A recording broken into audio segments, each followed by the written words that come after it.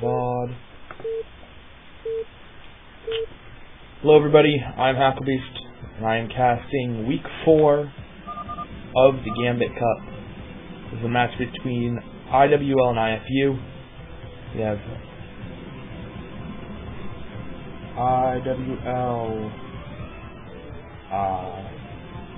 IWL Execute.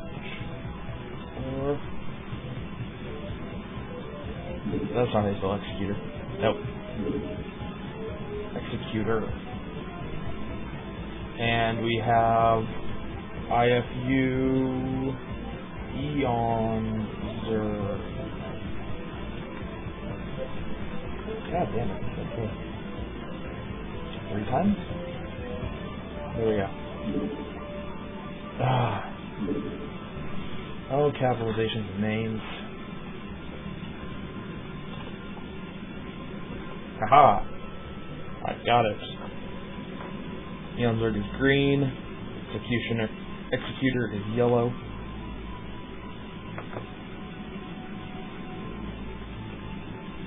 So, today, I'm going to be doing lots of Russian casting, because IWL, pretty much all Russians.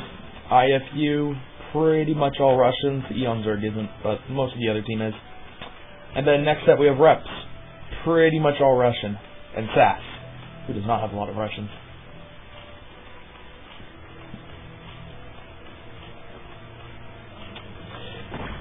So, Eon Zerg with an overpool. And looks like Executor doing normal stuff too. This map is pretty easy to wall on, because this is tight. Then Gateway up here makes that tight, so there's a little gap up here, and then you put cannons decorating the back. Goons get out pretty easily because they can come in front of the Nexus and still get out the top side. Pathfinder's at the Nexus. It's a very nice map for walls. Although it's pretty imbalanced for Zerg. There's a lot of easy expos for Zerg, not so many easy expos for Protoss. Zerg can use Mutalisks really effectively. A lot of different attacking paths Zerg can use to avoid Protoss balls in the middle of the map.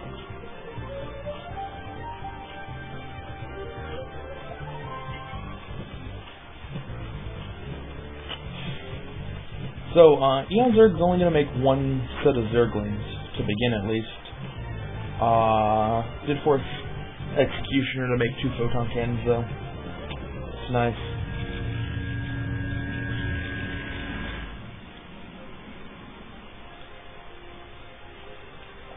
It looks like both players are just going to go for the standard stuff. Eon Zerg seems to be setting up for the Spire timing. And Executioner seems to be setting up to go in for the tech. Most likely. I mean, he hasn't thrown the gateway yet. There we go.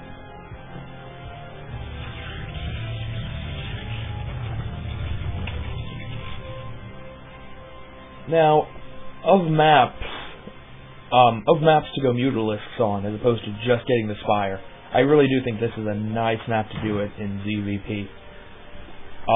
Sniping, it's easier to snipe Templar on this map because there's a pretty long distance between the safety of these cannons and where the Templar spawn up here.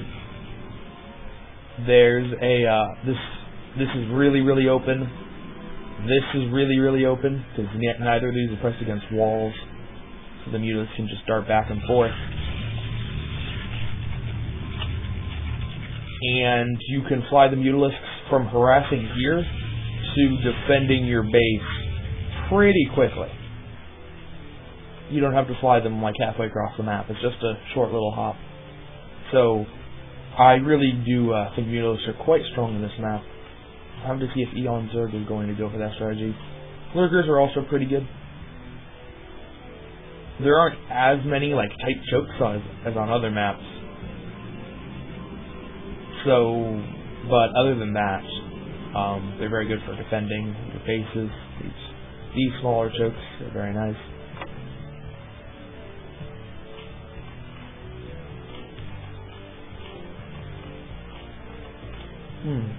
Eon Zerg took his third here,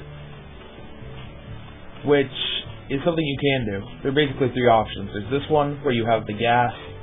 There's the one back here that's a mineral only, which is a really bad expo to take as your third for Zerg.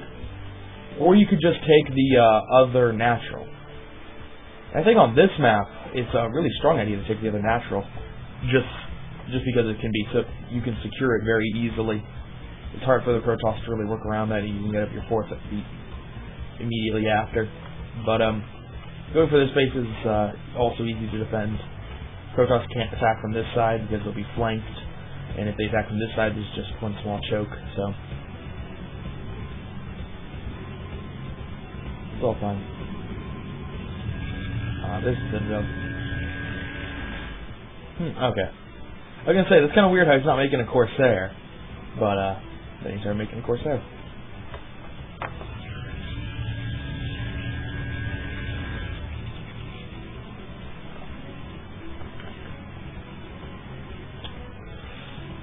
So, two players, kind of well known.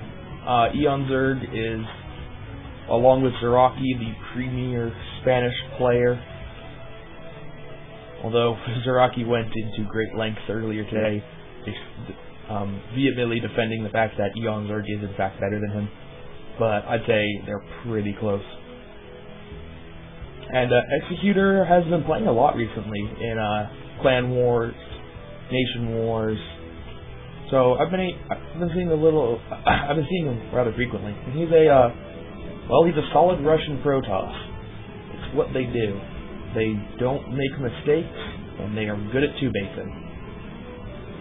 Not to say he can't three-base, but they're particularly good at three-basing. Looks like he lost his course there. Oops.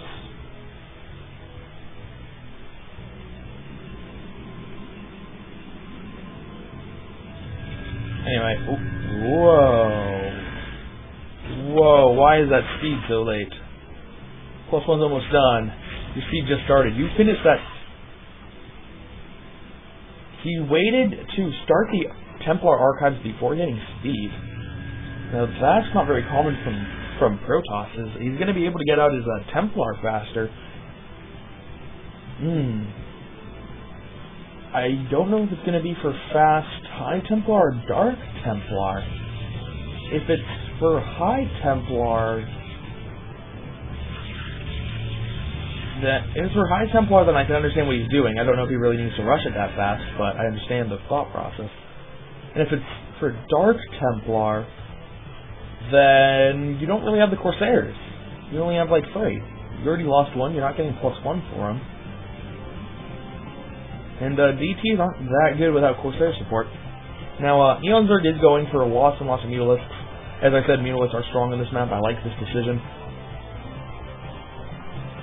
And Executor has some Corsairs. I mean, he has 3, now a 4th. But not getting the +1, and he already lost one early. That's really going to hurt him in trying to defend. Alright, well, Zealot's are going to push out. It's a little bit delayed to speed lock push, but he has a couple extra in there. Going to come around the back side. And going to force Eon Zerg to retreat his Mutalisk. He should be able to defend this rather easily. Either base the attacks. That's not the best of SimCities, but it's going to be enough with Mutalisk overhead. He really doesn't need a super awesome SimCity to defend. And it looks like, he looks like he's going to try to snipe the hatchery. Will it work? It does not work. The hatchery still has 400 health. Now, he'll probably be able to come back and snipe it later on. But there's a second hatchery here, so mining won't be that horribly disrupted. Ooh, that was not a good attack from Executor. And there's not much he could have done to make that a good attack. But, huge Scourge hits on all the Corsairs. And the Mutants are going to pull back just to allow more Scourge to get in there. And these Corsairs are being ravished by the Scourge. There's only one left, already hit by a Scourge. Boom, it goes down 2. There's one more Corsair making, but these Mutalisks have pretty much free reign over the probes with that one cannon gone. There's a cannon in the back that they can avoid. There's only one Corsair, and one Corsair is not enough to deal with that many Mutalisks. Then, very nice storm dodge. Another very nice storm dodge. Good move from from Eon Zerg, he could have just barely see that Templar out of the corner of his eye. And he takes a couple of shots. He takes just a little bit of damage, but does kill 2 Mutalisks there. And oh no!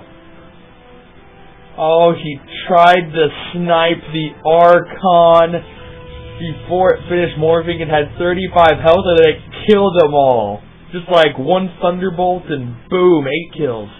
Actually, I think it was 2 shots, but still. Man, Archons are so good versus Mutalisks. No. Eon Zerg just got a little bit too greedy because I think he was planning on doing that originally. He saw the Archon morphing. He just wanted to get a couple extra pro kills before attacking it, and he didn't quite time it right, and it cost him his Mutalisk force. The Mutalisks aren't going to be that effective moving into the later stages of the game. I mean, what he gave up on was more opportunities to harass. He was going to have to micro pretty extensively to try to avoid that Archon. But, still, he was doing some pretty good micro to begin with. Anyway, here comes the Hydralisk attack. Executor, go... Well, I was going to say he needs to pull back, but when you storm 7 Hydralisks like that, I guess you're going to be fine. And it looks like he's going to try to destroy the egg so he can get out of his base easier. Heroic Archon goes down. And enough Hydralisks from Eon Zerg that, well, I don't think he still quite has enough. Speed blocks are good enough against Hydralisks. He's going to try to micro him a little bit, but, well, with reinforcements, it might be enough. It's pretty ambiguous at this point in time. Those players bringing in a few more reinforcements to try to turn it. Actually, a lot more from Eon Zerg, but it's going to be too late. He does lose the battle and is going to be forced to pull back. But these 4 Zealots are getting far ahead of the rest of the army. It doesn't lose one though; only one gets significantly damaged. And Executor being very aggressive with this. If you see the Eon Zerg making a lot of Hydralisks, and he's been able to get away with keeping his army at this position just based off of some amazing storms. But if the storms don't keep up, I think that he could find himself losing his army a little bit too easily. Eon Zerg with some very nice Hydralisk micro, but it's just not going to quite be enough against speed blocks. But more are coming more are on the way. You can see them rallied in. Eon Zerg is not stopping with his Hydralisk aggression off of 4 bases. Actually, I think it might be 5 bases. Yeah, it is 5 bases. It's yeah, he has 2 at the natural and 2 at the third. That Corsair could be one-shotted by both of those. They both shoot. Nope. And here come more Hydralisks. No, it's 6 actually. I didn't realize there's a third here. Eon Zerg doesn't seem to be really gearing up for a follow-up. Oh, is this going to be for an expansion? Yes, that is going to be for an expansion. So that's going to be a 4th base, and then an easy 5th behind that, because that is the natural. And this is why this map's so hard for Zerg. It's so easy for Zerg to take 2/3, for Protoss to take 1/3, and then Protoss loses. Because 2/3 is bigger than 1/3.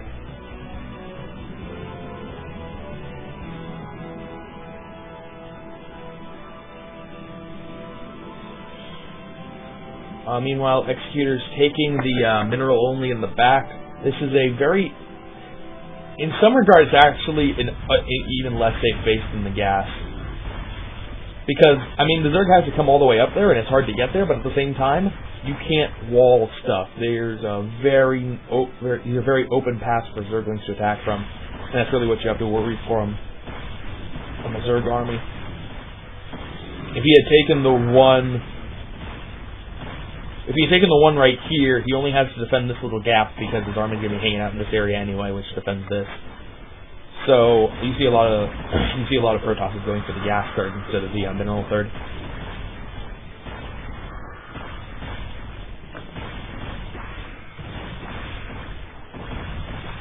Now Eon Zerg doesn't have a lot, but where's the observatory? The observatory is finished. No observer coming out though. I'm not sure why he's not making observers. He has money for observers, he has the observatory. But at this point, his army is being separated from the natural, and if he's not careful, these Hydralisks are going to take out the natural and not have to engage this huge force that the Hydralisks definitely couldn't beat. But Executor's losing a lot of stuff because of these lurkers are just pinning Executor back. He's now making observers. Okay, so the first observer will come out. But how much damage are these Hydralisks going to do in the meantime? You have a good opportunity to do something. More lurkers are morphing, but here's the observer now, and the army is going to go for it as soon as the observer gets into position. But the Hydralisk might go for a snipe. There are a lot of overlords there. He's going to push the observer back. If the observer can't get over here to see the lurkers, then this army is still trapped. More lurkers morphing, as I said. Hydralisks kill themselves. Okay. It's fine. And now, here comes the observer. It went up and around so it could get with this army and not fear being sniped. And now Executor's going to be able to finally clear this out. This is actually a nice move, bringing the observer up and around. And good storms, punishing Eon Zerg a lot. He does not have many forces left. He's not going to retreat, though. He still has more forces rallied in. He wants to continue with his insane aggression. He hasn't expanded to that fourth yet. He still just has the drone sitting there. He really isn't advancing his position at this point, and it's 3-base Zerg versus 3-base Protoss. With this base up, without cracklings, you can't just attack it with a handful of Zerglings. So it's going to be safe until Eon Zerg gets Hive. I mean, unless he takes his entire army and moves it all the way around, but that would be a pretty bad idea. So many lurkers from Eon Zerg. That's almost a full control group. He's more lurkers than Hydralisks, and he's going to try to put them in a very aggressive position. Executor's units are pretty spread out and seem to be on hold position. They are on hold position. And because they're on hold position, the lurkers aren't actually scoring that many hits. He doesn't clear them all out, but he hasn't lost very much. And really, if he continues to just not lose stuff, he's going to be in a pretty okay position. Now, finally, Eon Zerg throws down that hatchery. But this base, I would be surprised if he doesn't take it very soon. You just need cannon here. Eon Zerg doesn't have the filers yet. Ooh, snipes the observer with Scourge, but there is another observer in the back. Assume Executor's continuing to produce some. Yes, he is. Oh. Aggressive Overlord. Eon Zerg is now falling behind in supply. It's 100 to 136.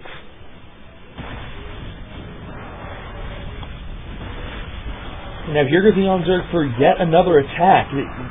He's being insanely aggressive this game. There are a lot of links. He's now trying to integrate lings. Did he get Hive? No, he didn't get Hive. I'm not sure why he's integrating the lings. They don't have any good upgrades.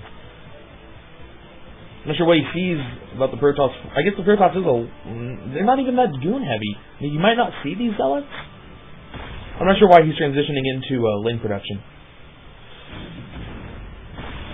Usually when you transition to ling production, it's usually because your opponent has too many Dragoons, you want to punish that, or because you're getting cracked and then they become really good. But neither of those are happening right now. And that's another nice storm. Good fight. Thanks for High Templar, though.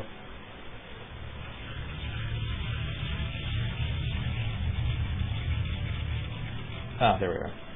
More photon cannons. He's going to send one zealot out to scout out exactly what the Protoss force looks like.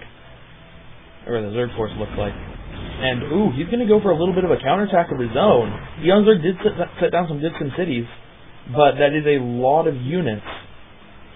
Could do some serious damage. That hatchery is still injured, so he could snipe it this time around. But Eon Zerg's going for an attack of his own, and he's going to once again bypass most of the Zerg army, most of the Protoss army to do it. Attack's going in. He has a handful of units, not that many. He has to pull about half of them back to defend against this attack. Is he? The Dragoon's actually able to range some of the drones. And Executor needs to get some good storms down here. There's a lot of clumpage, but the Templars are too far back. And no, he's just going to pull back. Meanwhile, Eon Zerg lost most of his stuff and, stops +2? No, +3 from finishing. The Executor has a very nice upgrade. I didn't notice the double forge before. Now Eon Zerg is taking out a lot of buildings in the natural. So it looks like this attack from Executor is not working out very well for him. It allows his natural to fall. He pulled all the probes. Where are the probes? There are the probes. He pulled the probes out and transferring them over to this hidden base.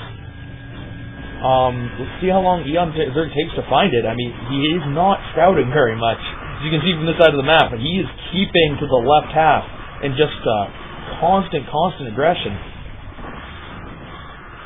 But Executor's attack force finally comes back and can start defending. There are still a lot of units back here. They're going to make the sweep around. That base is very vulnerable if the Hydralisks were to attack, but they're not going to. They're going to come back and try to deal with this force. And this force has no observers once again. Oh, Eon Zerg's lurkers are so effective this game due to his due to Executor's lack of observers in the beginning. But ever since that point, Eon Zerg's just been really good about sniping. Executor is now expanding here, but this expansion is... Well, actually he has a force here, so it's not that ludicrously risky. Up, Project. Thank you for watching.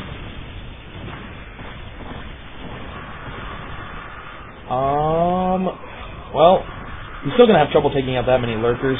And, oh man, the storms. If Eon Zerg has been great with observer sniping this game, Executor has been great with the storms.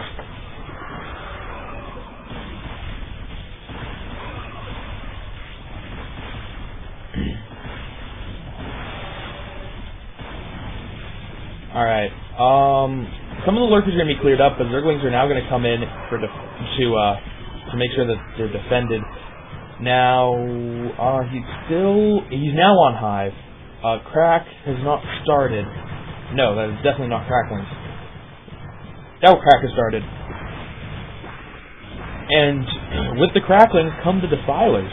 Has he started the Defiler mound yet? I don't see it. The only thing that's an issue with Eon Zerg's position right now is that because of this insane aggression, he's only on 4 bases, which is kind of late for this point in the game. And he doesn't have the greatest tech. But by taking out the natural, he's put his opponent only on, well, what he thinks is 2 bases. He definitely doesn't know about this base. And come to think of it, I'm not even sure if he bothered to scout back here. He got pretty close to the Hydralisk, but I don't think they saw. He might think his opponent's only on 1 base.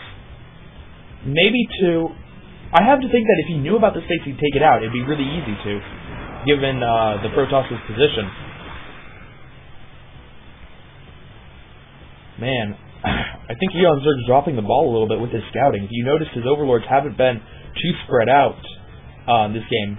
He's really kept it in a square, just like all of his units in this square right here. Nothing on the left side, nothing up on top. And, well, it's going to make it so he can't attack the bases now. Has he turned down the Defiler Mound yet? Nope, still no Defiler Mound. Getting +2 attack to the Lings. And, oh, 1 observer. No! Okay, he almost got those 2 observers, but the Overlord was just a little bit too slow.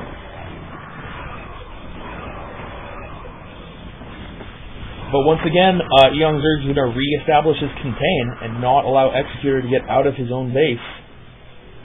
Which really at this point is just there for the gateways. He's not mining from it, and he can't even take his own natural back. Eon Zerg is now taking his 5th here. This 5th it's a very safe 5th because of because he can just defend it with this. I'm not even sure if Executor's scouted it yet. Executor hasn't scouted, but just because he's been pinned back all game. So I'm not sure. He has to anticipate that Eon Zerg is on more than 3 bases at this point. I'm not sure if he exactly knows the location of those bases, though. And that storm, not so good, but it doesn't matter. Well, there's still more Hydralisks being rallied in. I don't think there's been a point in this game, ever since Eon Zerg first moved out, that there were not Hydralisks moving along this path.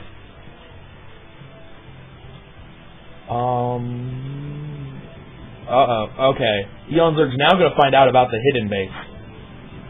It's already a third of the way mined out. How much will they send to go take it out? There are no cannons here, and Executor cannot get any more units over there. In fact, I'm not even sure he has a forge anymore. He rebuilt his forge? No, he doesn't even have a forge, so he can't make cannons there even if he wanted to. But Executor has now broken the contain. Eon Zerg held back his units now and has a pretty big force of 2/2 cracklings. Along with Lurker support, it's going to be very effective if they don't all get stormed. The Templar has one storm. That was an okay storm, but it was only on Zerglings, so it needs to do more damage. And now all the Zealots go down, all the Archons go down. There are only goons. And it looks like Protoss is once again going to lose his army. Well, pretty good micro with the goons against the Zerglings. Means that he still has a little bit left. And well, I guess he can bring all those units over here and try to defend this expo. I don't know. 3 Dragoons and a Storm. It's something at least. Might not be enough to take on those Lurkers. Yeah, probably not enough to take on those Lurkers. It's a good Storm, but he does have an Observer. And yeah, that base is probably going to go down. Executor retook his natural, but it's not populated. His mineral only is almost mined out. He'll be able to transfer probes there soon, or from there soon, to repopulate the natural. But this base is going down now. He's not heavily mining at all. Meanwhile, Eon Zerg slowly but surely is taking the rest of the map. He has almost every base on this side other than the 2 mineral onlys. So much gas. He has 5 gas. Yes, he does have 5 gases. So he's going to have so many good tech units very soon. I assume so. Actually, he still doesn't have any tech structures. I wonder what he's using all his gas on, because he's mining gas from all the bases with 3 in each. So, yeah. I'm not sure how he's using all of his gas.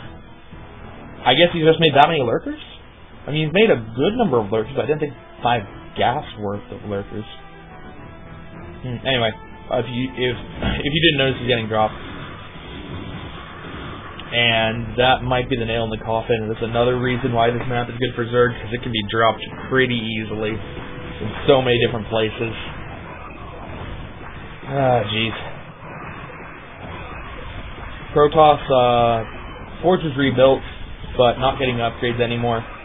So, he was really ahead with the upgrades, but it's been 2-1 for a very long time, and GG from Executor. Eon Zerg takes game number 1 for IFU.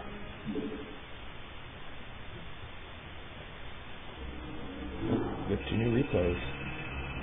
Awa could not be with us this week, so I am on my own to navigate the treacherous world of downloading replays from email. Oh hey, it's Projects replay. Ooh.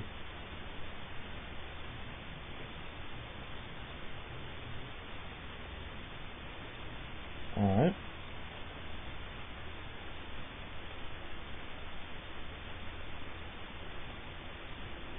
Continue. This one's not numbered, so it gets reps for gas unknown number game. Actually, Project, if you're still in chat, can you tell me which set you were in? I don't actually know who sent it to me, but yeah, just alright. And this one, does this one have one? This one's set 5. Okay.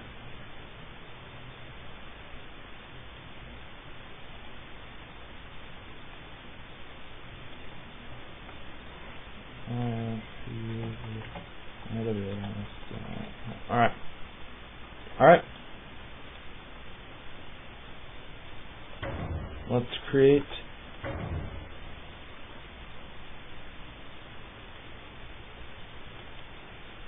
IFU versus IWL, game number 2. On Icarus. I could probably figure out what set the game are supposed to be if I looked at the maps and such, but it's not that important. Alright, we have IFU. I should capitalize IFU correctly. IFU.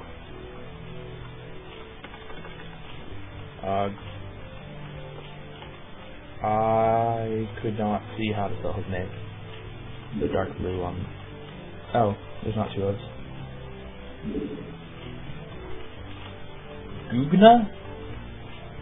I guess? Versus IWL Finito.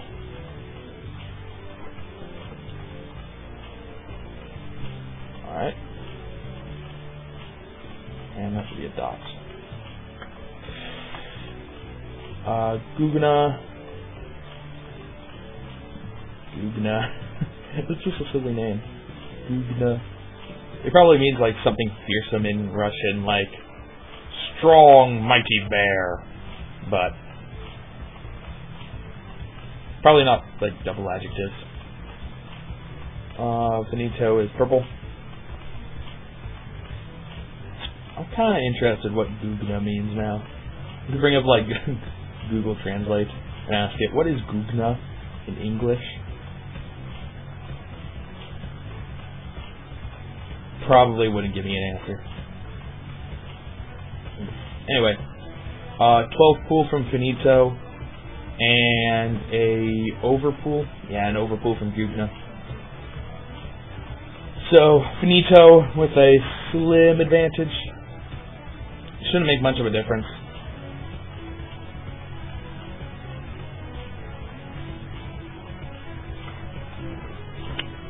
I've never been a really big fan of the overpool in GVZ because there's nothing that an overpool can do that like a 12 pool can't do.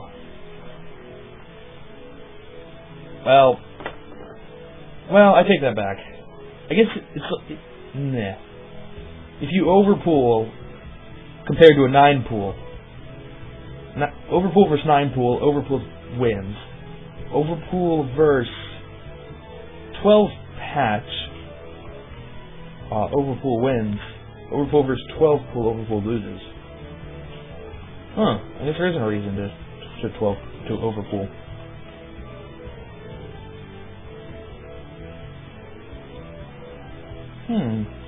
Never thought of it. I actually don't know if does an overpool hard counter 12 hatch?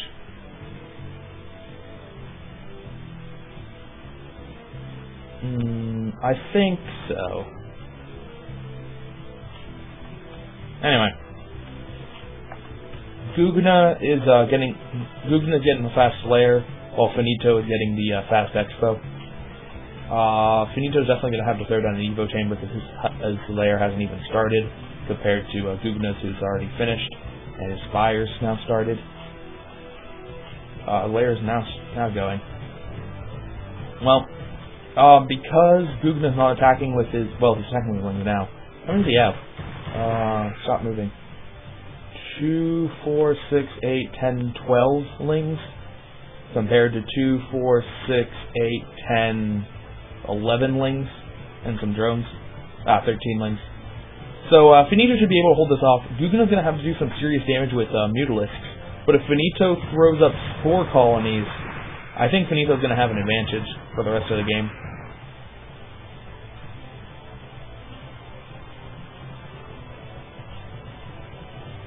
Well, he hasn't started the Evo Chamber yet. He actually does need to start the Evo Chamber soon. He sees the Spire. Whoa. I'm not sure how he snuck 2 lings in. But looks like Finito's on top of it. He's not going to lose any drones.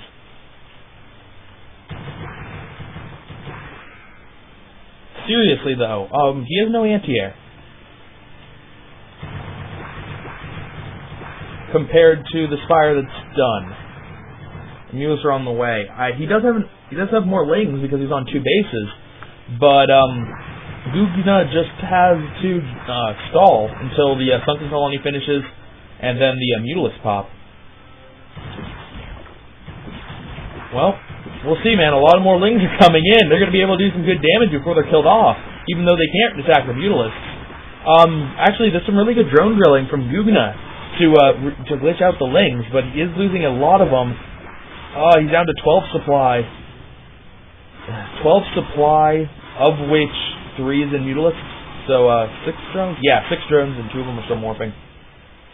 He's taking a large hit, but Finito does not have any anti-air. He's down to 11 supply. He took out another drone.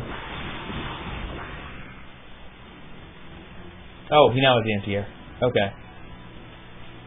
Well, I guess that was a good move by Finito. I truly thought he was going to be in trouble, but he knew that by attacking with the lings, he would stall Gugna and force him to keep his Mutalisks over there, giving him enough time for the late Evo chamber. And now it's 14 supply compared to only 15. But Finito's 15 is a lot safer. It's in drones.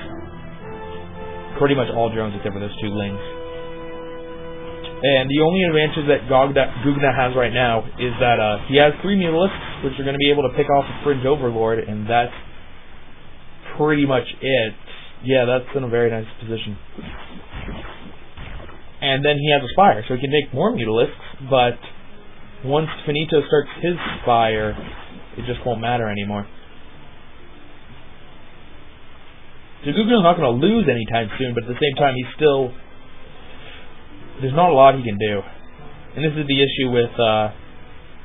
this is the problem you run into when you 9-hatch versus a 12 pool, or overpool versus a 12 pool. You have Mutalisks, he defends against the Mutalisks, and then you go, oh, darn. I wish I could do something. Yeah. Wish I could do something. So he's going to drone up, though. The Mutalisks are going to allow him... By having the Mutalisk out, he's going to be able to kill off Zerglings before they get over there. So he's going to be able to... So he is going to be really safe for a while. And he's going to use that safety to just drone up hardcore.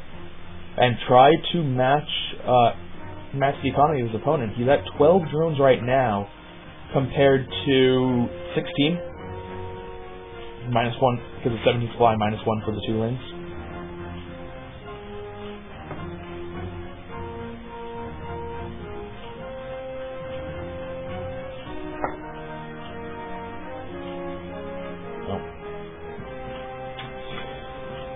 By droning up and expanding, though, he isn't going to be able to keep his Mutalisk lead very long. That's what he's sacrificing by droning up. He's establishing good economy, but a lot of times when your drones aren't all massacred, what the 9-hatch slash overpool player will do, 9-hatch, 9-pool slash overpool player will do, is they will just make lots and lots of Mutalisks. So even though the other person's producing off of 2 hatcheries, they'll have a lead going pretty late into the game. But it looks like Ogna's reached his critical number now because he started Mutalisk production once again. He has the hatchery up and the extractor up, and he's going to mine gas. With 2, I assume 1 drone will be pulled pretty soon, just to make it into even 6. And Finito's going to attack with a lot of lings. I don't know. If he can get a lot of Scourge hits, he can do damage, but he needs to get a lot of Scourge hits.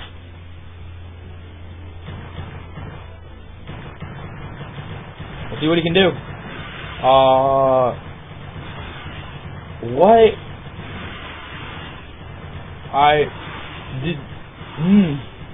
I'm not sure. It looked like for a second that Gugna used 2 Scourge to kill 1 Scourge of Finito, but I'm not sure. Anyway, Finito's Scourge gave his lings enough time to kill off the hatchery, so nice move by him.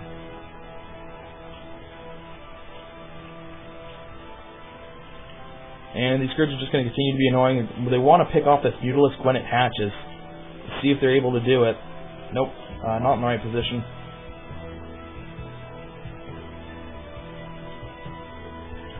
And meanwhile, Finito, he's going to be on, he has 2 gases compared to the 1, and he has 2 hatcheries compared to the 1, so he'll be producing Mutalisks twice as fast. And it won't be too long until his Mutalisk fleet is bigger than Gogna's. It's pretty close as it is right now. We have a 37 supply compared to 37, even supply. But as I said, Finito's going to be able to change that very quickly. I can't select all the mules to see how many he has.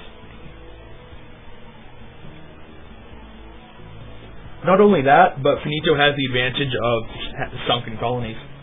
So if it's a situation where both players' Mutalisks are out of position and they decide to just attack each other rather than trying to defend, Finito is going to kill off everything really, really easily. And Gogna is going to have to chew through 800 damage worth of Spore Colony, and it's not only going to take him longer, but it's also going to kill off a lot of his Mutalisks. He probably has enough to straight up beat 2 Spore Colonies, but he doesn't want to. It looks like he's going in for an attack now. Well, he's going to kill 1 Spore Colony, but take some damage on some of the Mutalisks. You know what, if he doesn't engage anytime soon, then that'll be a good move, because all of his Mutalisks will cover health. He just... Finito just flew by Gogna's Mutalisks, like, twice. That's kind of weird. And Scourge hits, lots of Scourge hits. It's pretty close as to who has the bigger army, but it looks like neither player really wants to engage anymore. Is either player getting upgrades? No for Finito, no for Gogna.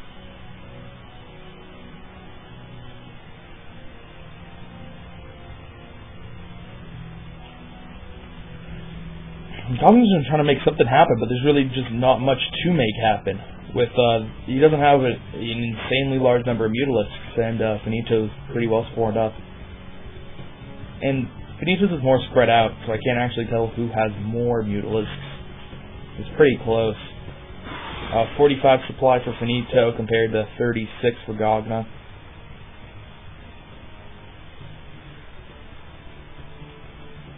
He's once again trying to expand over here. If he's able to keep up with his Mutalisk pressure on his opponent won't be able to move out with his own Mutalisks. But it looks like Finito's just going to go for it. He has a lot of Scourge. We'll get to see how good his cloning is, or if he's going to do the trick where he just moves the cloud around the other Mutalisk and then lets them all pick targets for themselves.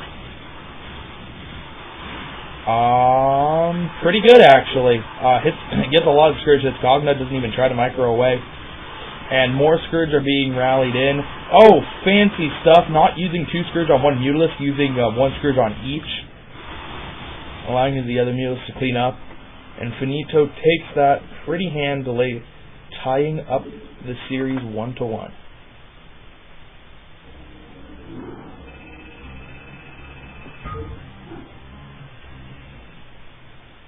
I don't think I have set 3. No, I have 1, 2, 4, 5. Oh, I have new emails though. Oh!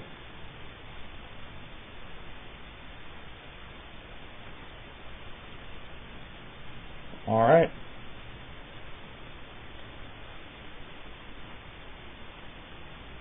Give me a second to put the replay in the folder.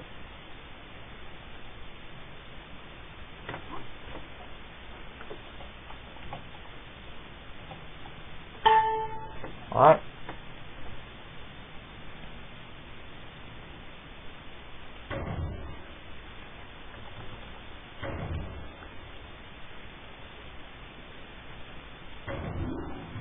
So,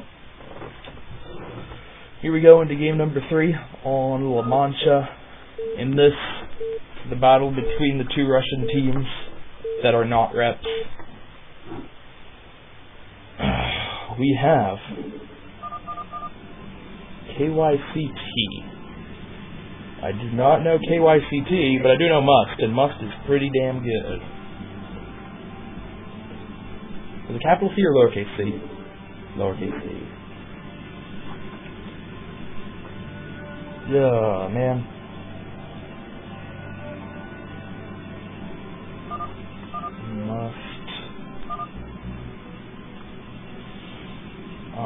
Don't know what they're talking about. That's fine. PvP? Yes, a PvP on La Mancha. Now,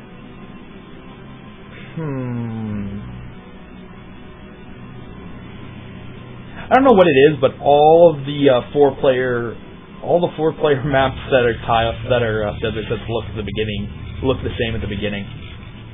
Like, I can't tell if this, just from this, I can't tell if it's Troy or Grand Line or Coliseum or La Mancha. There's some other ones where you can tell, like Judgment Day or Guillotine even. But I don't know what it is about Desert Sets, but it does seem like Desert doesn't get as much variety as the other types of maps in their unnecessary background stuff. I guess it's not background stuff, it's just unnecessary ground stuff.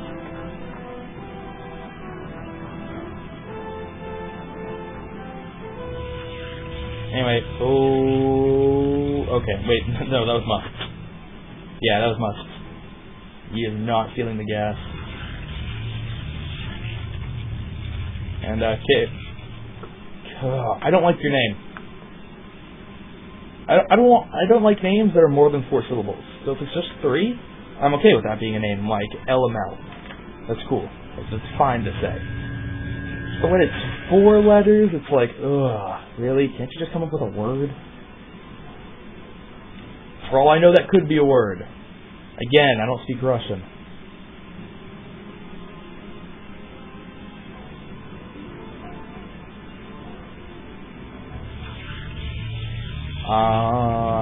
Somebody'd probably get mad at me if I just called him Jeff.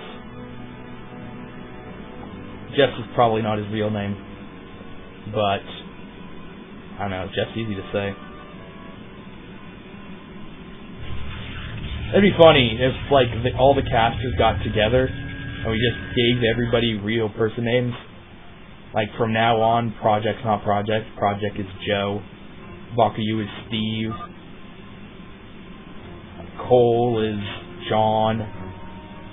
We just called them all really boring names that were easy for everybody to pronounce.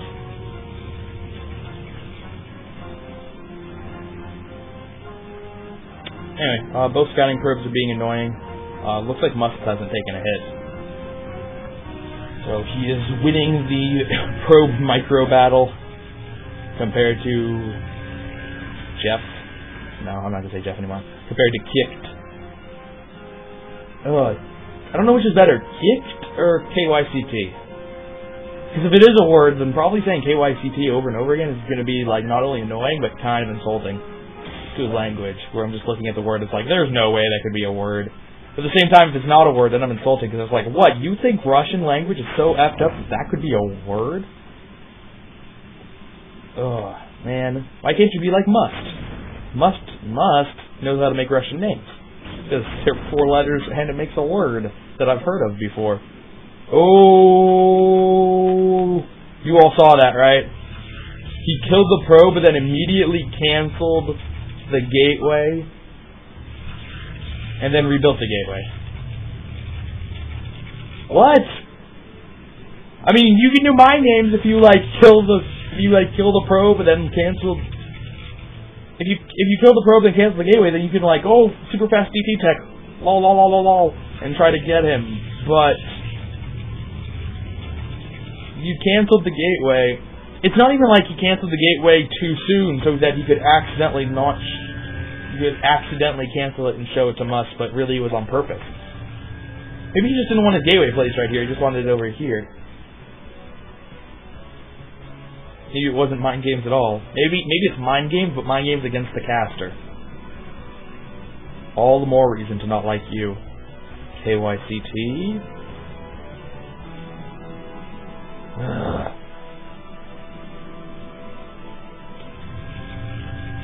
don't know what to call you, man. Anyway, Must with the Instant Observatory. Observatory is built really, really fast. They seem to build like faster than pylons. I wonder if observatory is actually the fastest building. Building. Well, observer not going to help too much dealing with the 3-gate. Must hasn't expanded yet, so he can just pull up onto the ramp and then be safe. But that will contain him, so he might not want to do that. He might want to try to micro at the front. Let's see, 5 goons, 2 zealots versus 6 goons, 2... No, just 5 goons, 2 zealots. Okay. So even numbers for both sides. It's going to come down to the micro. And looks like Kick's getting a lot of the early hits off. Must isn't going to try to prevent the contain. He's just going to allow himself... Oh, that was lucky. I thought that zealot had actually blocked the goon. And it looks like Kick's just going to go for it. He has even numbers, and he's going to try to go up a ramp.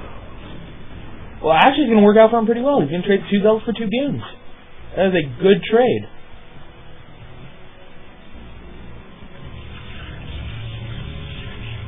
Now, Must is getting speed. Ooh, he's getting very fast zealot speed. Is he going to throw down the archives too? Not yet. He just wants that really fast speed. Alright. Meanwhile, Kick is getting his observatory, so if Must gets DTs, his observers will definitely be out in time, but otherwise it looks like he's just going to be content to set up the contain. He is expanding too. Didn't start it too long ago, but every second that passes is one more second's worth of minerals that he's going to be ahead of Must whenever Must decides to expand. And now Must is going to have just a bear of a time trying to get down that ramp against a very nice arc of goons that Kick can make as best as possible. No drop. Now, that could be one of two things. Either he's saying to Must, no, don't drop. Don't leave the game just because you're losing right now. We got to finish this. Don't be a pansy and try to claim, oh, I dropped, we got to regain. Or it could be like, don't use dropships. That would be cheating if you were to pick up your guys and send them over to my base, because I would not be expecting that. Anyway, Must is going to be able to break the contain with just lots and lots of speed loss. Actually, just like lots and lots of speed loss. He only has 1 guy on gas. Ooh, this is a very funky build. And now all the speed loss is going to go out. He's going to try to trap the goons, and oh, he's doing some good damage. He's doing some very good damage. Oh, a very nice move from Must to instantly run over to the side to try to trap in the goons. He kills off 4 of them for free. Oh, that was sick. And now he's going to commence the pursuit. What does Kick have to defend against lots of zealots? 4 gateways. Or a 4th gateway is morphing. I'm not sure why he's making a pylon. Oh, is that... I'm not sure if that is zealot type, but even if it isn't, he can only get in 2 zealots to attack that, and otherwise the zealots have to run all the way around. That's pretty cool. That's awesome from Kick, man. Oh, it might not matter because speed lots are good against goons, but that was a pretty sick idea. Anyway, yeah, the speed lots just run around the top. And they're going to take out all the goons, and Must has 3 goons and a whole lot of speed lots versus probes. Bread. Oh, it's probably not bread, it's probably a Russian word. Playing about the lag. I'm not sure what lag had to do with that, but good game from Must, man. I haven't seen that. I haven't seen a player go for that many speed lots before. That's a pretty cool build, man.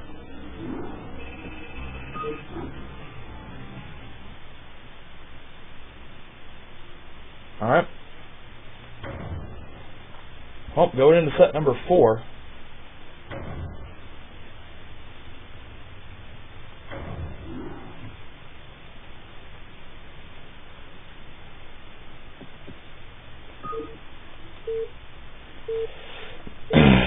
This is, as I said, set number 4 of IWL versus IFU, Russia versus Russia, and we have IWL Boom versus 4 Yuck.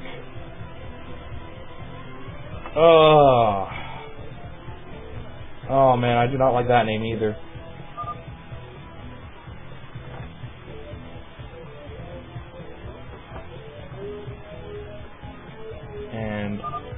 purple. This one is blue. Alright. So it is a PBT on Aztec. Ooh, interesting, sending a Terran on Aztec. Now, how do I pronounce this name? Because I could say 4 yuck every time. But that's probably not it. It's probably supposed to be like a letter. Like a yuck? Because 4s can be A's most of the time, but what's a yuck? It could be like yuck, and the 4 is supposed to be an H. You can kind of see an H if you were to like extend this line down for the 4, and then like make it not connect to the top, then it'd kind of be like an H. It can be yuck. I don't know. Oh, now he's putting 4s into his words. Maybe I'm thinking it is just a letter, but maybe it's like a Russian letter. I don't know, man. These Russians and their names.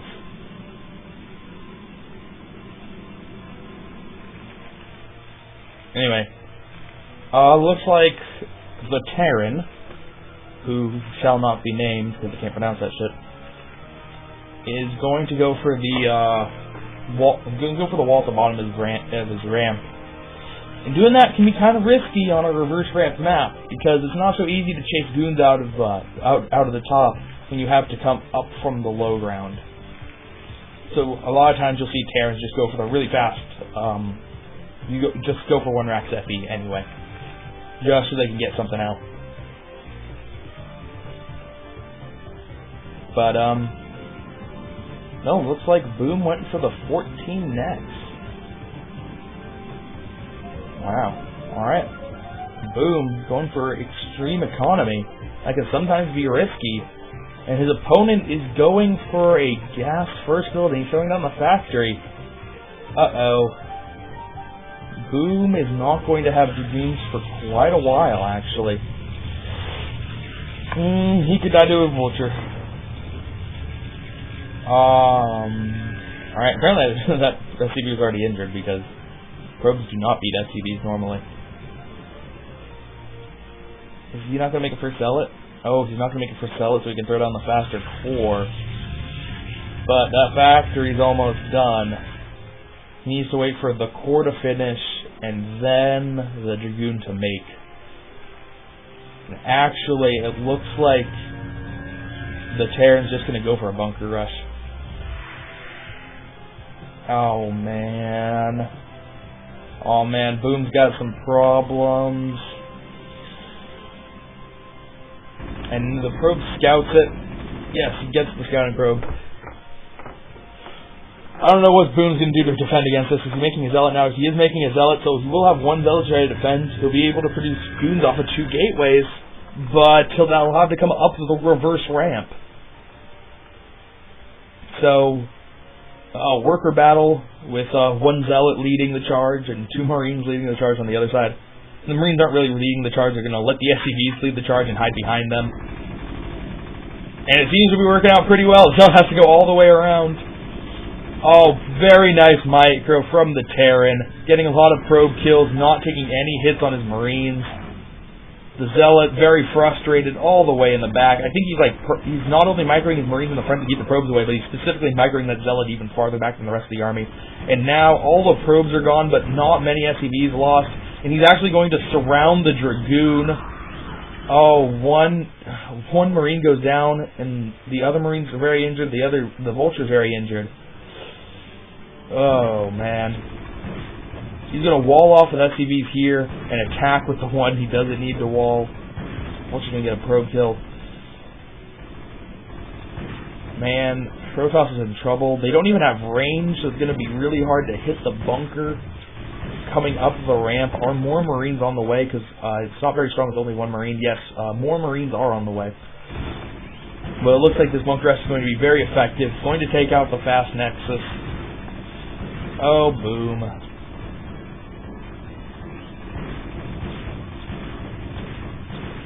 Did he? No. I guess he lost a lot of the SCVs. Or did he send them home? He sent them home. He sent the SCVs home. He's keeping 2 of them there, repairing each other. Repaired the Vulture. And it looks like the goons are going to go for a run-by, or at least to try to get to the top of the ramp. They're going to take out a couple vultures. They're not going to take that much damage because neither vultures or 3 marines are going to do a lot of damage, but the SCVs are slowing them down enough. And it looks like the marines are going to come out of the bunker. Both of those dragoons are actually really damaged, and that one dragoon isn't going to do very much. It's going to be killed by just the next unit that walks by. And the vultures being repaired. Oh, wow. This bunker rush. He threw an SCV in the bunker.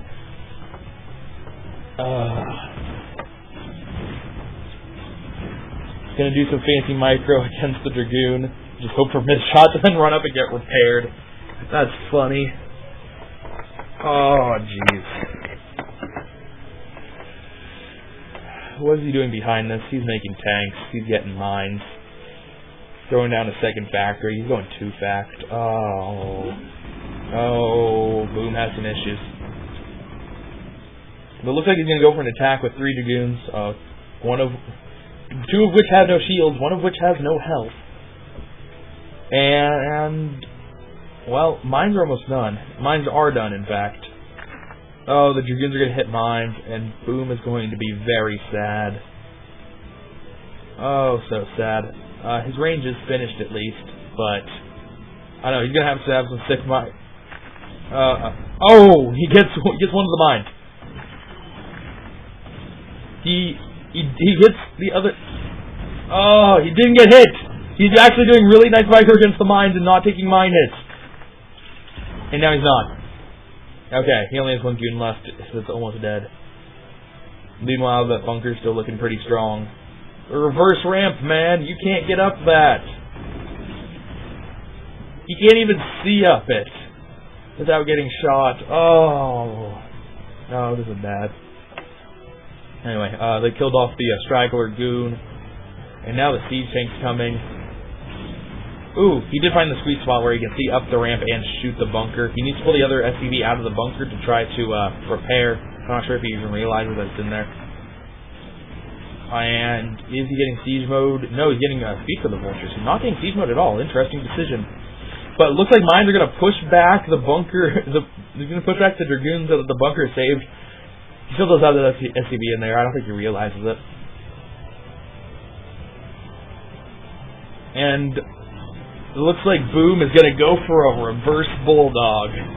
That's right, the bulldog, not to break your opponent's natural, to break your own natural. Repairs enough so it stops burning, and then repairs the more important tank. The dragoons are going to have to come up and deal with the mines, and that tank just has such good range. Oh man, this is just brutal. Mines take out one of the goons, and damage enough another goon so it dies. Very nice micro from the Terran to pull the siege tank back with 1 hit left. 3 goons down and no losses for the Terran. More mines being laid on the ramp. The bunker is on fire again, but he had plenty of time to repair it, and it looks like he's just going for it. He's not going to bother to repair the bunker. And Boom has no units. The shuttle's out. Oh, he's making a Reaver. The Reaver is going to be so far behind. He's probably going. Oh, and that pylon powering both of these gateways and nothing else is. And mines are being laid everywhere. Yes, both of these are unpowered just before goons get out. This is the only powered gateway, but it's going to get hit by a mine. Oh, wow. GG. That was brutal. Oh, man. IFU up 3-1. Oh, 3-1, not 1-1.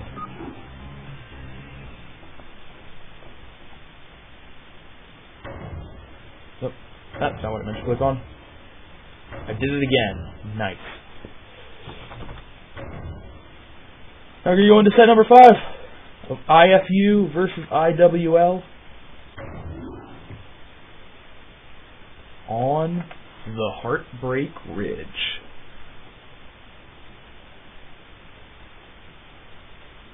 Alright. Let's start this game. I don't actually know how to change my slot. I think it's not going to make me a Terran observer. Oh, it does. Just makes you Terran observer every time? Oh. Alright then. We have IWL Funny. Funny. And we have IFU Heaven. There we go. Names I can pronounce. And Funny is yellow. Heaven is red. And a TVP. Alright, once again. Now, Heartbreak Ridge. Heartbreak Ridge is some interesting dynamics for TVP. It starts off with the ridiculous number of places you can put proxies. You can put proxies everywhere. You can put proxies in the base. You can put the proxies outside the natural. You can put the proxies over in the third. You can put the proxies over in the fourth. You can put the proxies in the middle of the map right over here. You can put them everywhere. And then he has both races. You can proxy vultures. You can proxy gateways. You can proxy Rebos. You can proxy Robos. Oh! Maybe when that Korean guy was saying Rebo, it's not just him mispronouncing Reaver. He was compounding Reaver and Robo. Rebo. Maybe. Anyway, so that it makes that dynamic. And then the other interesting dynamic is the bases, because it can be really, really hard for Terran to take a third in some, for Terran to take a fourth in some games. Just because it's all the way on the other side, the army cannot stretch up there, and you can take the mineral only, but it's only a mineral only. You don't really want that as much, unless you go mass vultures. You try to take the one over by the Protoss, so then they can start to get recalled it constantly. But on the flip side, if Terran gets a fourth base, it's almost an instant win. Just because it's so hard for the Protoss to deal with 4-base Terran on this map, because Terran can do a lot of really painful things on high ground ridges. So this map is a very interesting one for the TVP matchup. I do like to see it on this map. There will be no Hydra busts. That is nice. This map is ruined by Hydra busts. Anyway, looks like Funny wants to put on the aggression early and is going to send out his first zealot. That seems like it should be a gateway, just like gateway, but no, it's tricking me. Anyway, Heaven does not have good building placement, and like he didn't put the barracks by the command center, so you can micro Marines back and forth. It's not that big of a deal, but it just means that it's not going to be very easy to micro against the Zealot. He's really going to have to be careful. And we'll see what he can do. 3 Marines with a 4th Marine on the way. With good micro should be enough. And he's going to add a machine shot before going for the Vulture. So it'll be a while before something comes to help these Marines. And 1 Marine goes down. 2 Marines go down. He is not microing them at all. A 3rd Marine goes down to the probe. But it looks like they did do enough damage to the Zealot. So I'm going to trade 3 Marines for a Zealot. That's okay. Technically it's a bad trade, but I'm sure he's fine with it. Especially if he gets the probe. But no, the probe, very sneaky. He manages to get out despite a Marine shooting at him. It looks like a Dragoon's going to join the attack. And ooh, Heaven is going to have none of this. He is going to shut down the aggression by building a supply depot. That is tight right there. You cannot get Zealots or Dragoons out. I'm not sure why he didn't bother to construct it a little bit more. I mean, you can still cancel it, but anyway. Well, slowed him down a little bit. I'm not sure what the purpose of that was. Anyway, enough Marines now to deal with the Dragoon. The Dragoon's going to try to hit the SCV, but it looks like the SCV is going to get away. And Funny's going to start mining out the back. Oh, no. Funny's also looking for proxies. Very nice. But yeah, he's mining out the back. Heaven's not looking at the back. Oh, dear. Alright. Well, you go for the fake double. Getting a tank with mines. Mines just finished. I'm pretty sure just finished, unless he canceled it. But, nah, he finished it.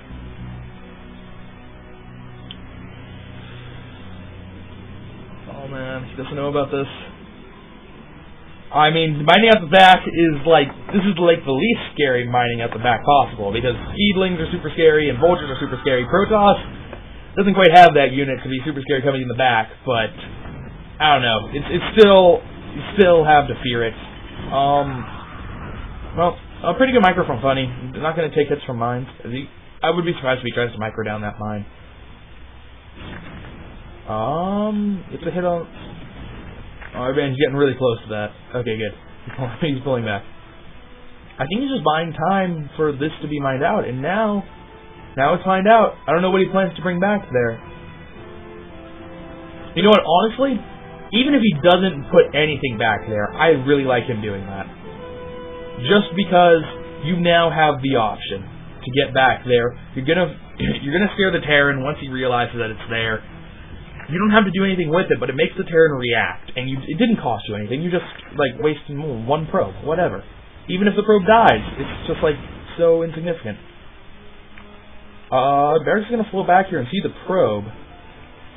Is the probe just gonna go in for the scout?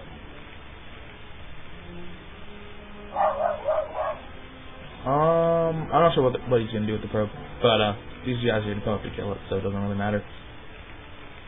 Observer's out, though, so he can clear out these mines. The tanks aren't in a good position to defend them, so the Dragoons are going to make short work of it.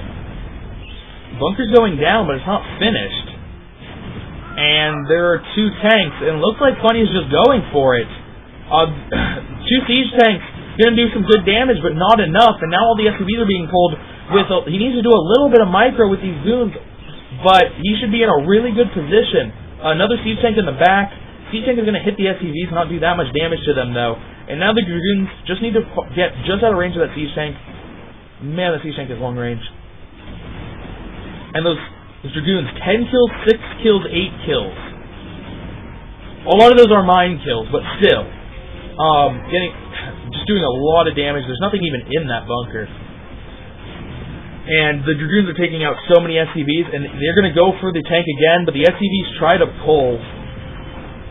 Final tank shot does take out 2 Dragoons. That's going to be a really big help for Heaven. And yet another siege tank coming. He's going to be able to hold this off, but man, did he take a lot of damage in the process. Still losing SCVs. They have 3 kills. They now have 7 kills combined, and all of those are SCV kills. Either SCV kills or tank kills. And the tank still isn't in position yet, and he's going to go and snipe yet another tank. Heaven's already lost 5 tanks in this game, and we are not even into the mid-game. Now, finally, Heaven gets a good round on the Dragoons, and Bunker's going to be able to kill him off. This Dragoon's not in the right position. It seems that he does have range. But, the Bunker does not cover the command center, and Funny's just going to be ridiculously aggressive. 2 more tanks are producing, but they actually still have to wait a while before they can come out. Funny's taking his 3rd. What type of tech does he have behind this? He has Reaver tech. Is he building a Reaver? Is the shuttle on the way? He got the Robo, but he doesn't actually have anything from the Robo, so... There we go. Reaver's being made. Anyway. Looks like Funny's gonna finally be done. The siege tanks are in a really hard position to snipe, and there's a lot of SCVs, but man, has Funny done a lot of damage. A 24 supply compared to 57, more than double for the Protoss. Very nice micro, very nice decision making with the micro, knowing when to go for the tank snipe, when to just hide back in this corner. Very good play. Looks like Heaven needs to make some more Marines to populate the bunker. He doesn't have enough money to make anything out of these factories. Oh, man.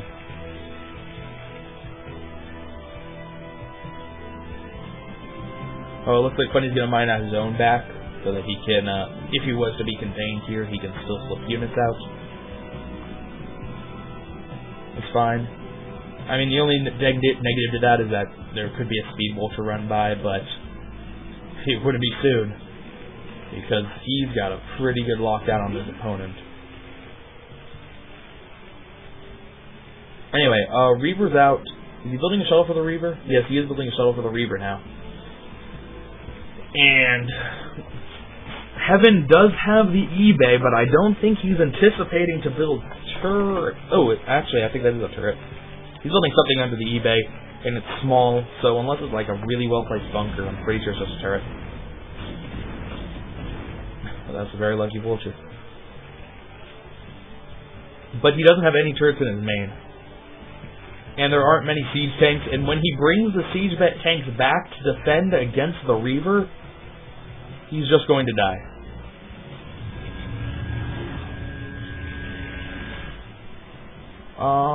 Funny sat there for a while with his shuttle. I'm not sure why. But it doesn't matter. The difference in 10 seconds. Well, the difference in 10 seconds is going to let him get up a turret. That's only one turret. He can be taken out easily by the Reaver, and there's a lot of room to drop. I'm anticipating as soon as the observer sees the tanks unsiege, he's just gonna go for it. Alright. So 3 SCVs down already. Gonna take out the turret. 4 SCVs down. Bringing back all the tanks, and now he can go for it with the goons.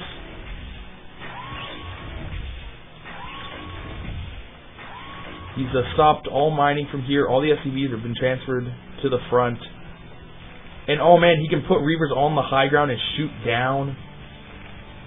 It's a little bit risky because Scarabs are dumb, but he dropped the Zealot a little bit too early and still takes a shot on the Reaver. And the shuttle's almost dead. Oh no! A turret in the back he didn't see until it was too late.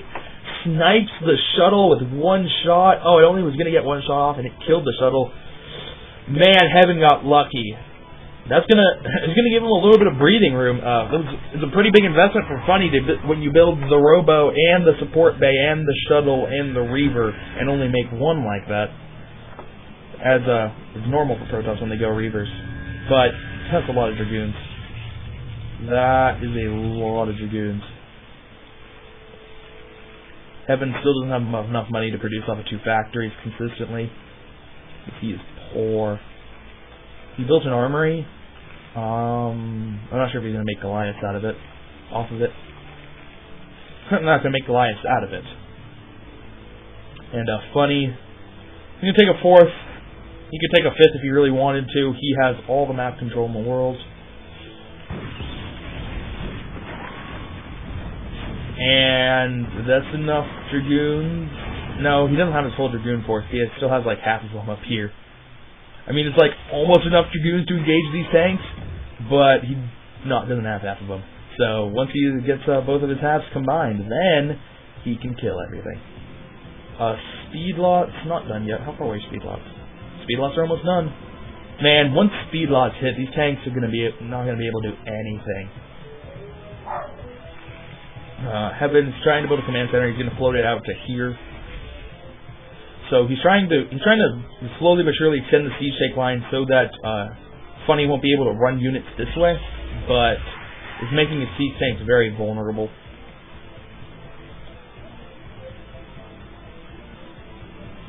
Meanwhile, getting a +1 armor? Yeah, +1 armor.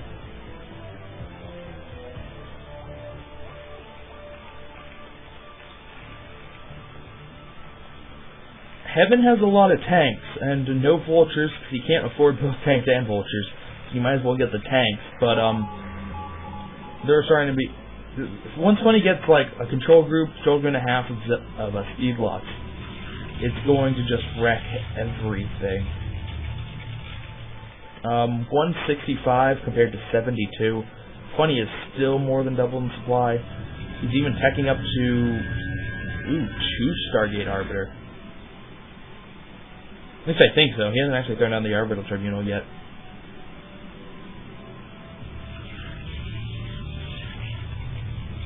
Looks like Funny's scouting just to make sure there's not a hidden base. That's good.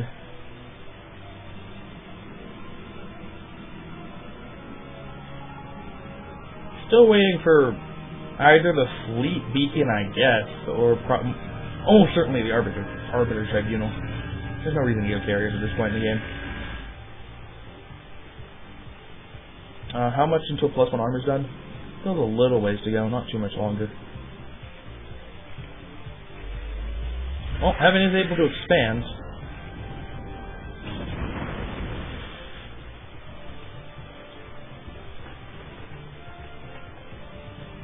Is that it? Oh, it isn't Arbiter. It is a fleet beacon. Now, it could be for carriers. It could be for D-Web. I'm not sure which is less likely, because both are pretty unlikely at this point. Well, Bunny's going to go for the attack, though, with a bunch of Zealots. And, Zealots in the siege tank line. There are even more Zealots from the top. He might have been able to clear with just the bottom half, but bottom half plus top half means that this is going to be crushed. They're going to all run into the natural. Heaven does not have a lot. GG. We will never know what the purpose of the fleet beacon was. And Funny keeps IWL alive. Brings the score 2-3.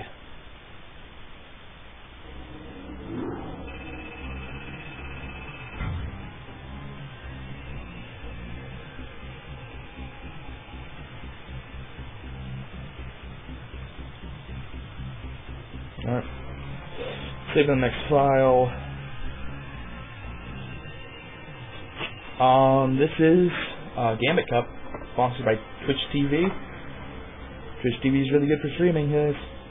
It's kind of the best.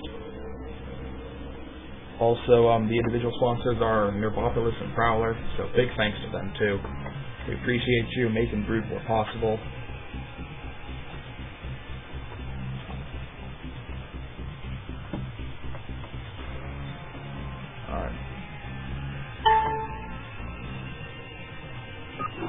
Alright. Next game. IFU vs IWL number 6 on match point. IFU only needs to win one more to seal the deal.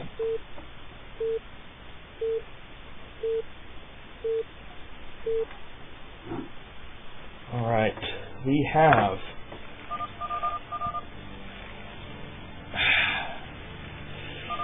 we have IFU OK Make, and we have IWL Fapman.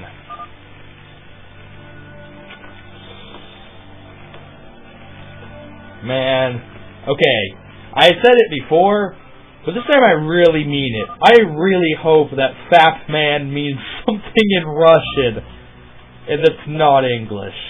Because if it's English,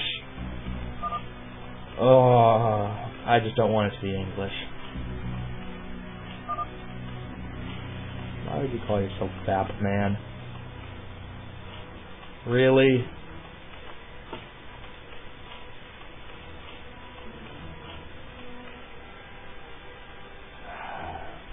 Alright. OK Make versus Fapman. I can't say that with a straight face. Ugh, it's gonna be a hard one. Alright.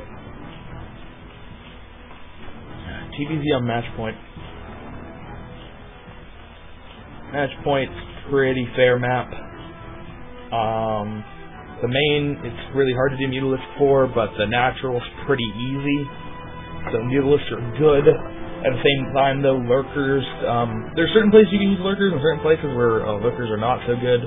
So neither Lurkers nor Mutalisks are really good or bad on this map. They're both both rather okay. OK Make, throw down the 12 hatch.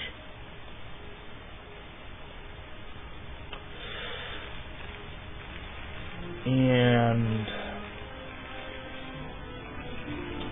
meanwhile, for Terran, this map's good for tech. Just some kind of tech. Wraiths, or dropships, or vultures, or even fast tanks. Just some kind of tech is pretty good on this map.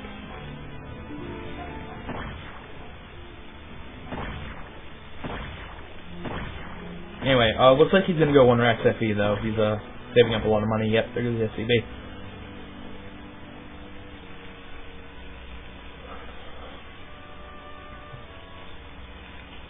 Well, he sees that the spawning pool is pretty delayed, so he won't need to worry about early lings. And the SCV pulls away before it dies. It's good. I'm not sure what this drone is doing. It's like standing guard for the hatchery, but it's a really bad guard because the hatchery is being attacked. Oh, the time realizes, oh shit, we're under attack. Oh, and it even takes out the SCV. So I guess it's not that bad of a guard.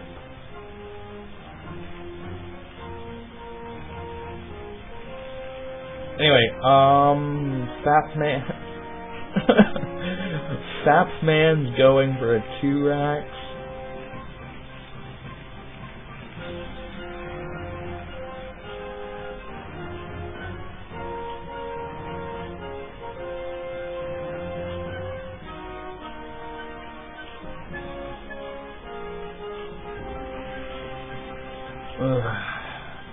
Can't do this. Alright, okay, make, looks like 3 hatch Muta. Actually, oh, that's what, yeah. I'm like, why doesn't he have a gas? Because it's down here. I think that 3rd hatch is actually pretty early for 3 hatch Muta in comparison to the layer timing, because you want a faster layer. And he's, wait. Oh, he's just a layer down here. He's doing all of his stuff in his natural instead. Alright. I think it's a little bit slow for 3 hatch Muta, so we'll have to keep an eye on that. Drops are really good on this map, so it's possible to go for like 3 hatch Hydra drop. That's not completely ridiculous. I mean, it's probably just a 3 hatch Muta, but we'll see.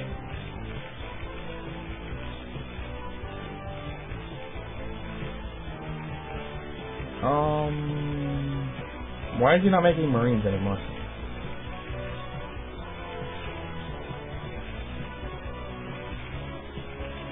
I'm not sure why he's not making Marines. He's not really making anything. Okay. He's throwing out 2 more racks. 3 more racks.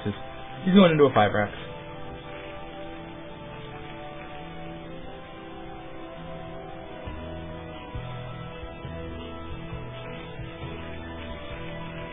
I know Terran likes to throw down all their racks at the same time, but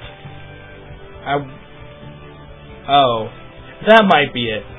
So I was trying to figure out why he wasn't building Marines, and it's like, if you're cutting money to build barracks, it's like, okay, but I think you'd be better off just keep making Marines and then adding on the barracks as you have enough money instead of throwing them all down at the same time. But I think he didn't want to make Marines there so that he could get the medics out even faster, and so that he could build the barracks faster. This is my guess.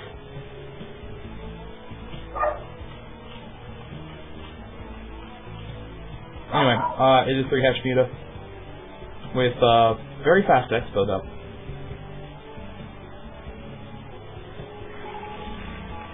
So we'll see what Fat Man can do about that. If he attacks the 3rd, he'll be able to take it out easily, but at the same time, his army's gonna be pretty vulnerable. Because it'll be on the other side of the map, and the Mutalisk can almost just like sacrifice that base to do lots and lots of SCV damage, because this is a very nice clip to be able to do SCV micro against.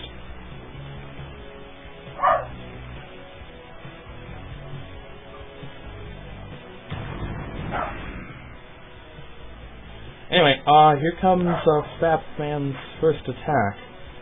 That's a lot of Sunkens. 6 Sunkens? 6 Sunkens might be a little bit excessive, but oh, he's not going to die, so that's good. He actually only had enough to make 5 Mutalisks though, because he made so many Sunkens. He has the gas board, he just didn't have minerals, and now like all the Marines are going to die. Like these 3 Sunkens didn't even shoot, and these 3 Sunkens he took 1 shot on 1 Sunken.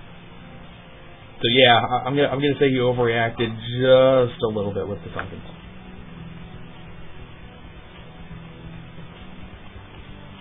Anyway, 6 Mutalisks are out. As I said, his Mutalisks were a bit delayed because he threw down so many Sunkens. So, now 9 are popping. With this one being the 9th. And a very fast Hive. Alright, he's gonna go for Hive, before even the Hydralisk then. So, I'm gonna go for some very fast, some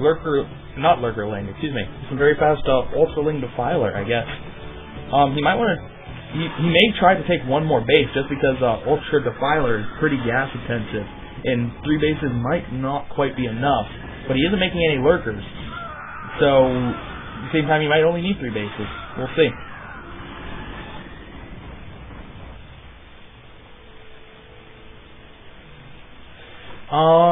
Fat Man's doing a pretty good job of keeping his Marines in the correct position.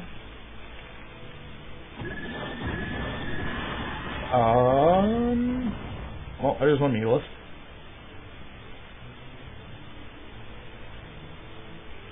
Whoa.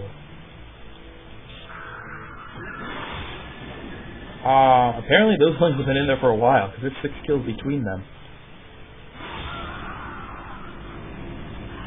I think the Marines are going to come over and be like, what the hell is this? No, they're not. They're just going in. They didn't even see them. They blended in so well with the steel of the wall.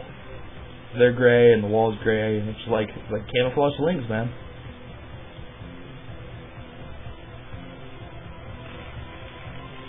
I definitely think that Zerg should be like the color of the background. When they're like, Zerg has all chameleon units. On Fighting Spirit, they're all green. And on La Mancha, they're brown or beige, maybe. I think the brown's better, even though it's too light of a brown. Now Shakuris, they're not sure. Wow, that was really bad. I don't even know what I was looking for there.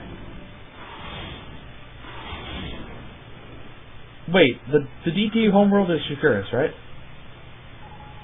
Yeah, it is. Okay, that's what I was looking for. Because it's like the Shakuris land area.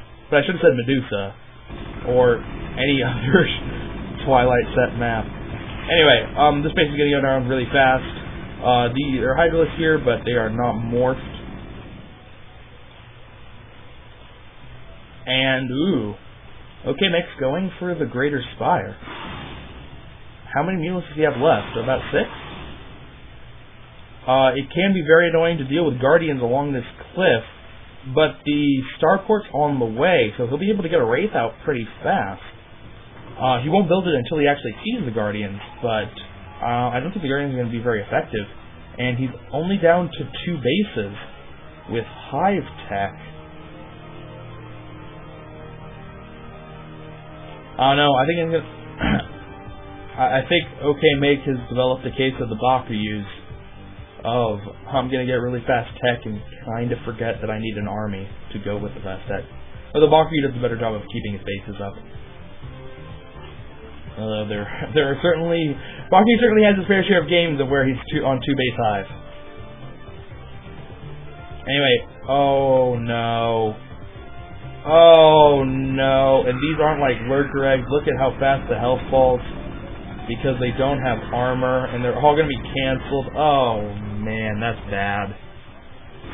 That's so bad. You have like a perfect spot here to do that. I guess he wanted to just attack the main was the difference. These things are going to go for more kills. He just wanted to be able to attack the main with them. And try to take out barracks, but man, that did not work out at all. And now there are a lot of Marines and a single medic. Throwing down more Sunkens though. He already had a lot of Sunkens there. It's going to help. He's trying to double expand. This probably aren't going to be very safe. It's just a matter of when Batman realizes that they're there. Which I think this army going over to take it out right now. So one medic with no energy.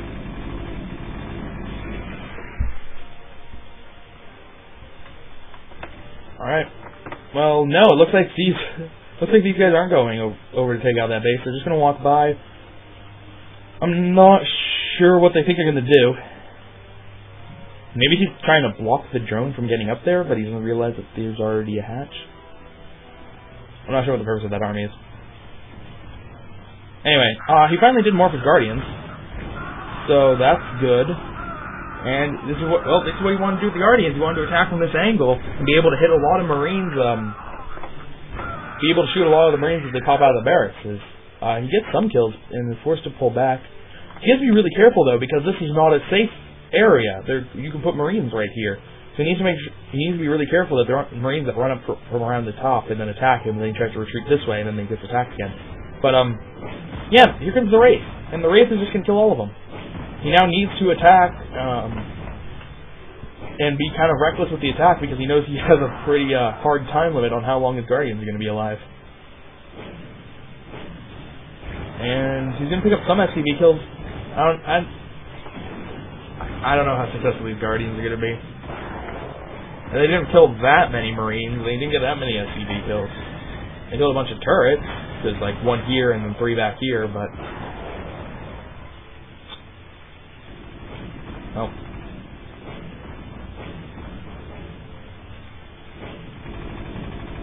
Anyway, 95 supply compared to 85 in supply blocked.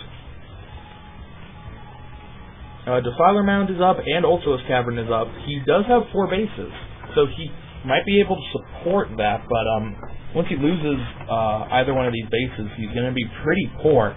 And here comes a pretty big attack. Are these crackling? I don't know, because they're not... Okay, they are crackling. And finally the swarm goes down. Where is the rest of the army? The rest of the army is up here. The Defiler's been irradiated. Is it going to be able to get up there in time for a swarm? No, it is not. These Zerglings are going to be able to kill some bunkers and probably get 2 more Marine kills, but not too much else. Are these actually connected? Yes. That one Zergling is protected. That's ridiculous how much damage one Zergling can do. I don't think he's going to quite be fast enough, though, to actually kill the command center. Before the swarm finishes. Nope. Still managed to get halfway, though. That's pretty good.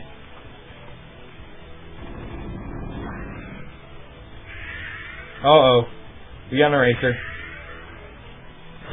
There we go. Lots of drones dying. And 3 Defilers. Do they still have energy left? I can't click on the other one.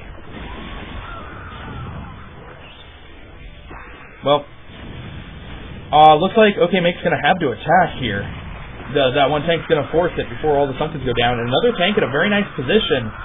But this swarm goes down. And it looks like, well, OK Make did lose a lot of the Zerglings.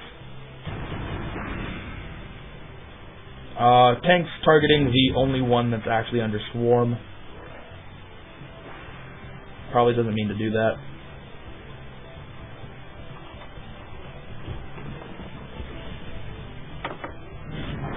Anyway, another swarm goes down, so Zerg's now going to be able to take out all this stuff. Is armor upgrade done for Ultralisks yet? Yes, it is. And... oh, all the Screws attack the same side vessel, so only one hit on the other one.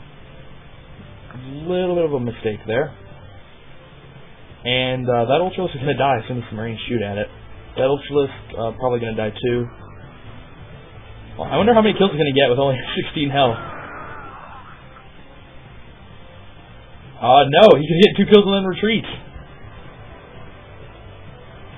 Nice. 97 compared to 78. And no. Losing 2 lurks and Ultralisk. OK Make does not have a very large Zergling numbers. He is just a couple of really high cost units, a couple lurkers, and a Defiler, and then Ultralisk scattered about. I don't know where they are anymore. But really, he does not have a very big army at all. In fact, I can't find any army other than 3 Defilers and 2 lurkers. Where is his army? Seriously, that's the entire Zerg army right there. That's not good. And he's going to go and attack this base. There are 3 Sunkens down there, and they're going to be annoying, but Siege Tank can just take them out. I think the Marines can probably just shoot it. Yeah. The Marines are going to be able to help the Siege Tank kill it. Sims away. Well, here comes the army of 2 Lurkers and 3 Zerglings. Not really going to do much. And by much, I mean he's going to get 1 kill.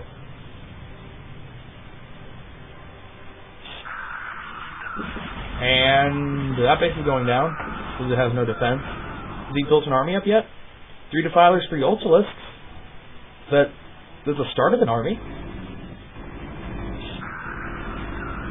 Will Fat Man keep his Science Vessel alive? Looks like the Scourge Runner going to go for it.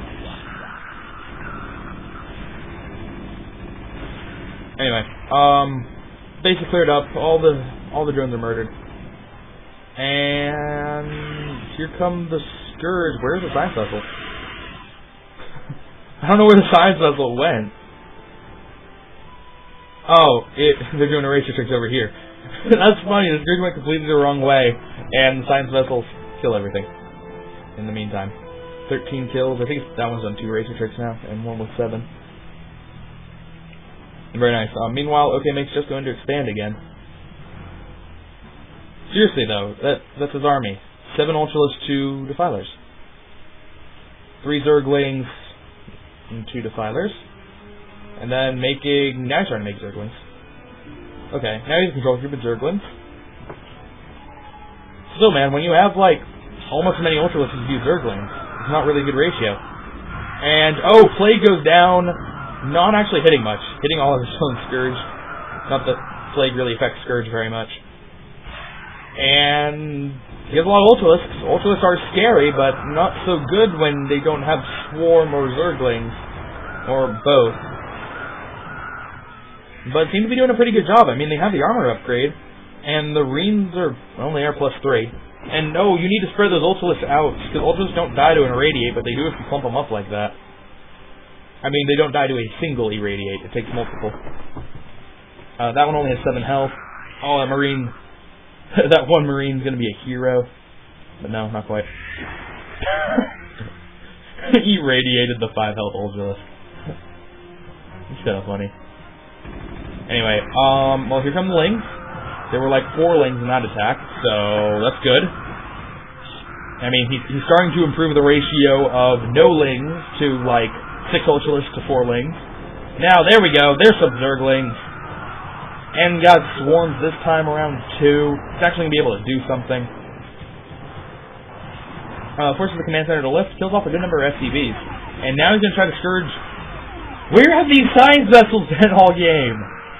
Man, Batman's been just running around like 1 or 2 Science Vessels with his army, and then all of a sudden he's like, okay, now I'm going to reveal I actually have 12.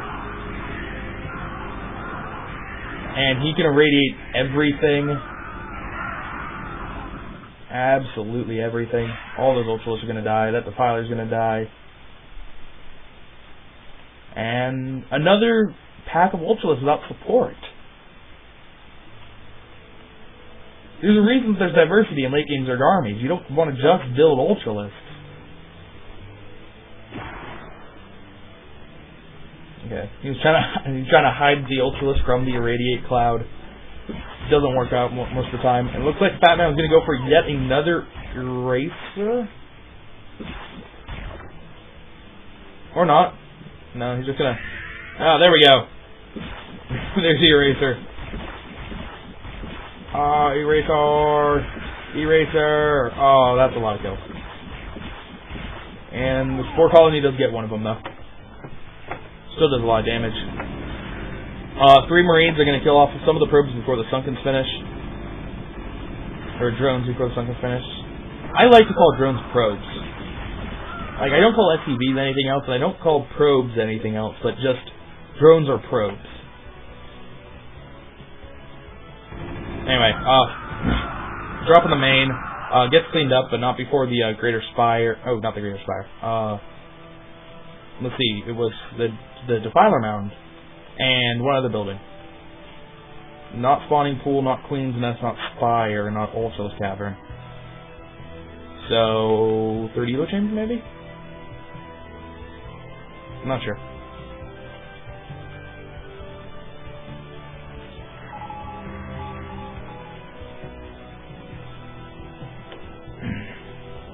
Alright, now we're talking.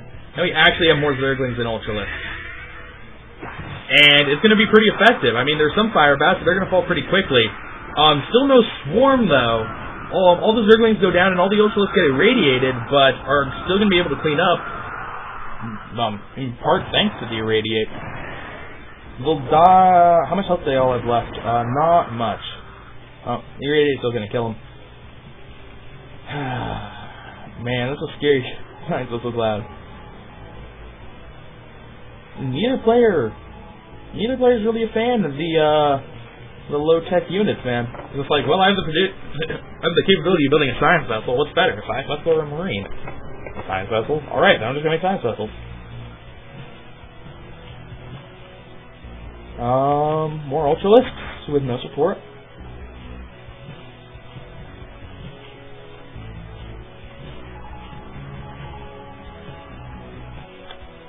Will the Scourge see it? One Scourge will see it. Take that, Science Vessel Cloud. Bet you're worried now. Anyway, oh, hey, here are the Zerglings. Yeah, he made some Zerglings. Good upgrades with the Zerglings, too. Putting them in the 9th canal? Okay. Anyway, more erasers. Fatman has done a lot of damage with his erasers this game. I'm pretty sure like every base at this point is an eraser that's not now or then. I don't think he... No. Oh, that was not good. He's getting a little bit too aggressive with the science vessels. Just a tad. I can't remember what the magic number is, but you can get to a point where if you irradiate enough of your own science vessels, they actually become invincible to Scourge. No amount of Scourge will kill it because they will actually die from the irradiation before they can hit the target. I can't remember what the number is though. I think it's like 4 or 5. That's a lucky science vessel. Or dropship. It's actually not that lucky because it has to be killed.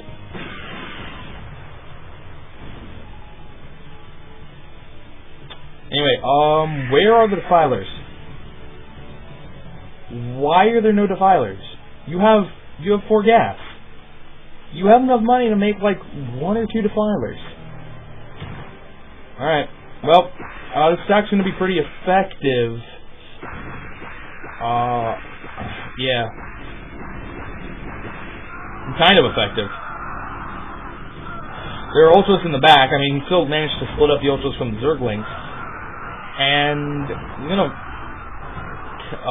just barely take it out. The Ultralisks did survive through the Irradiate just barely. So there are 4 Ultralisks taking out the mineral line, but Fatman hasn't expanded. He's just been on 3 bases the entire game, and now he's going to lose his only mining base. Ultralisks being irradiated, but the Irradiate actually hurts the SCVs. And Fatman just has no units. And GG from Fatman. Okay, Mick, proving you don't need Defilers to take on the Terran. You just need Ultralisks, and Ultralisks alone. So that's going to take the series for IFU over IWL. But don't worry, we still have one more series, and it's a pretty good one. We have Reps versus SAS. Reps, a very talented, mostly Russian team, but they've added on a couple other non-Russians. Most notably Gotunk. I'm trying to remember. It's Gotunk, a Ukrainian I haven't heard of, and a Kazakhstani guy who I haven't heard of. So just mostly a bunch of Russians. And on the other side we have SAS, who was just Hungarians, but then added a lot of non-Hungarians to make their roster look really, really, really, really scary. but somehow they're 1-2. Are they 1-2 or 1-3? No, they're 1-2 right now, which is just ridiculous for how much talent they have on that team. And they really need a win here, because if they go 1-3, that's horrible. Oh, I'm gonna restart the broadcast.